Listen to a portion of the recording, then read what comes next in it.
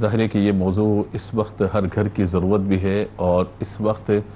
جس معاشرے کے اندر ہم رہ رہے ہیں اس معاشرے کے اندر جو تبدیلیاں اس وقت رونما ہو رہی ہیں، ہمارے یہاں تو کہا جاتا ہے کہ ہمارے ملک جو ہے وہ موسمیاتی تبدیلیوں کی وجہ سے جو ہے وہ بڑی مشکلات کا شکار ہے،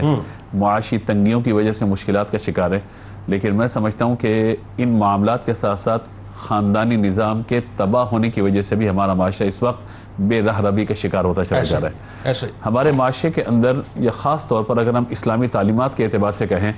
تو خاندان جو ہے وہ ایک فرد کا نام یا دو افراد کا نام نہیں ہے، بلکہ خاندان سب کو جوڑے رکھنے کا نام ہے، اور ان رشتوں کو اپنے ساتھ لے کر چلنے کا نام ہے کہ جن رشتوں کی اہمیت اللہ تبارک و تعالی نے بیان فرمائی اور اس کے رسول صلی اللہ تعالی علیہ وآلہ وسلم نے بیان فرمائی، اور جن رشتوں کی ضرورت ہمیں قدم قدم پر محسوس ہونی چاہیے اور قدم قدم پر ان کی ضرورت ہمیں ہوتی ہے، جن کے بغیر ہم زندگی اپنی نہیں گزار سکتے۔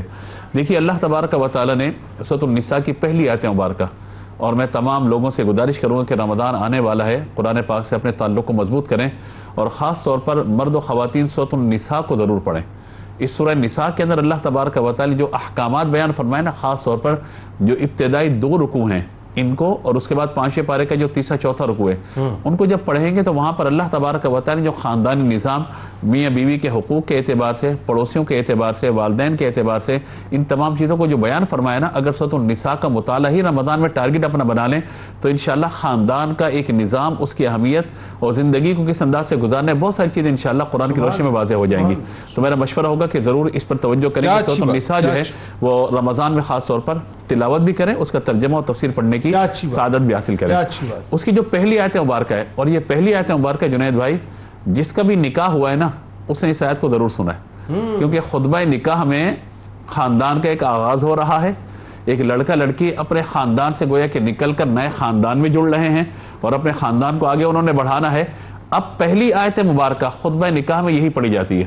یا ایھا الناس اتقوا ربکم الذی خلقکم من نفس واحدہ وخلق منها زوجها وبث منهما رجالا كثيرا ونساء واتقوا الله الذي تسالون به والارحام ان الله كان عليكم رقيبا۔ یہ پہلی آیت مبارکہ خطبہ نکاح میں پڑھی جاتی ہے، اس کے بعد دیگر آیات ہیں اور پھر احادیث مبارکہ پڑھ کر خطبے کو مکمل کیا جاتا ہے۔ یہ پہلی آیت مبارکہ میں بتاتی ہے کہ خطبہ نکاح میں اس کو جو پڑھا جا رہا ہے تو صرف تلاوت کا معاملہ نہ ہو، بلکہ اگر اس کے ترجمے پہ اور تفسیر پہ غور کر لیں تو ایک پورا خاندانی نظام میرے اور آپ کے سامنے آ جاتا ہے جو اسلام نے ہمیں بیان فرمایا۔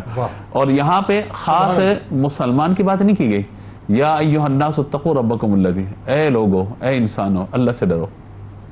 خلقکم من نفس واحدہ، جس سے تم ایک نفس، ایک جان سے پیدا کیا، حضرت آدم علیہ السلام سے، اور وبث منہما رجالا کثیرا ونساء، اس کے بعد اللہ تعالیٰ نے کثیر مرد اور کثیر عورتوں کو پیدا فرما دیا، اور اس کے بعد کیا، واتقوا اللہ الذی تسالون به والارحام، اللہ سے ڈرو کہ جس کے نام پر تم ایک دوسرے سے سوال کرتے ہو۔ اللہ اکبر۔ یا مفسرین نے نقطہ لکھا ہے کہ رشتے مانگنا، یعنی کہیں پر آپ نکاح کا پیغام دیتے ہیں تو آپ اگر وہاں پر جاتے ہیں نکاح کا پیغام دیتے ہیں تو یہ بھی اللہ کی طرف سے تمہارے دل میں ڈالا جاتا ہے، اور اللہ سے ڈرو، اچھے انداز سے سوال کرو، خاص طور پہ کیونکہ رشتے کی بات ہے، رشتہ مانگنا، رشتہ طلب کرنے کا معاملہ ہے، تو فرمایا کہ واتقوا اللہ الذی تسالون به والارحام ان اللہ کان علیکم رقیبا، اللہ تبارک و تعالی تم پر رقیب ہے، یہ کہ نگہبان ہے، تمہارے معاملات کو دیکھ رہا ہے۔ تو یہ پہلی آیت مبارکہ میں بتاتی ہے کہ مرد و عورتوں کا پیدا ہو جانا یہ صرف پیدائش مقصود نہیں ہے اللہ تبارک و تعالی کہ بندوں کو پیدا کر دیا تو کر دیا، نہ وہ تو اغراض سے جو ہے وہ بے نیاز ہے، لیکن ہمیں اس بات کو سمجھنا ہے کہ اللہ تبارک و تعالی نے فرمایا کہ پھر کثیر مرد اور کثیر عورتوں کو بنا دیا گیا، پیدا کر دیا گیا،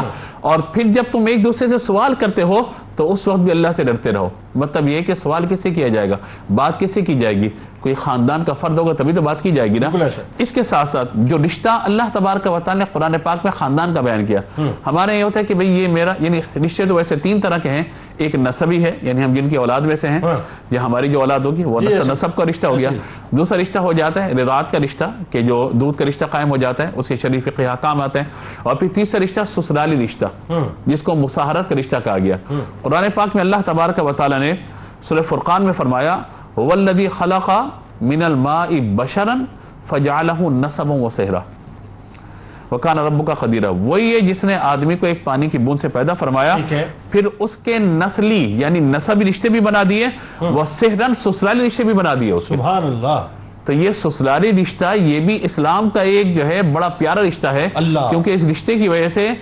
کچھ لوگوں سے نکاح حلال ہو جاتا ہے، کچھ لوگوں سے نکاح حرام ہو جاتا ہے، بالکل ٹھیک ہے، کچھ سے دائمی نکاح حرام ہو جاتا ہے، کچھ سے عارضی نکاح حرام ہو جاتا ہے۔ اسی طرح ایک اور آیت مبارکہ میں برکت کے لیے پیش کر سکوں، یعنی خاص طور پر میاں بیوی کے اعتبار سے اور خاندان کے اعتبار سے یہ آیت مبارکہ اللہ تعالیٰ نے سورہ روم میں ارشاد فرمایا وَمِنْ آیَاتِهِ أَنْ خَلَقَ لَكُم